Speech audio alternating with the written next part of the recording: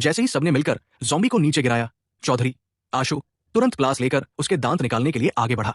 लेकिन तभी ज़ॉम्बी ने अचानक जोर से झटका मारा और पकड़ से आजाद होकर फिर से दादा साहब की तरफ झपट पड़ा। ये देखकर गुरुजी इंशु फुर्ती से कूदे और सीधे ज़ॉम्बी के चेहरे पर जा बैठे। फिर एक दमदार थ्रो मूव से उसे जमीन पर दे मारा।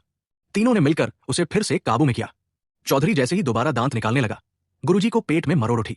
वो बोले, तुम लोग संभालो, मैं जरा बाहर निपट कर आता हूं।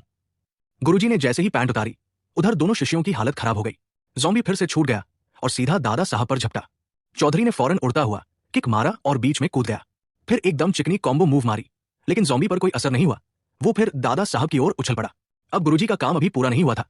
वो पैंट उठाते हुए और हाथ में फूलदान लेकर दूसरी जगह भागे, लेकिन ज़ॉम्बी किसी और को नहीं, सिर्फ दादा साहब को ही निशाना बना रहा था। सीन पूरा बेकाबू हो गया।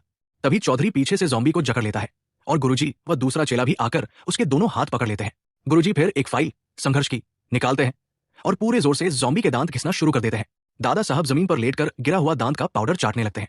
आखिरकार ज़ॉम्बी के दांत पूरी तरह घिस जाते हैं। वो एक जोर का झटका मारता है और तीनों गिर जाते हैं। फिर सब चिल्लाते हुए भागते हैं, अब पीछा मत करना, ज़ॉम्बी अब फालतू हो गया है, दांत गया इसका। गुरुजी बोले, डंडा दो, इसका काम तमाम करता हूं। लेकिन तभी दादा साहब बीच में आ जाते हैं और गुरुजी से अपने पिता को माफ करने की गुहार लगाते हैं। गुरुजी थोड़ी देर सोचते हैं, लेकिन फिर दिल कड़ा करके पीचवुड का डंडा सीधा ज़ॉम्बी की छाती में फेंक मारते हैं।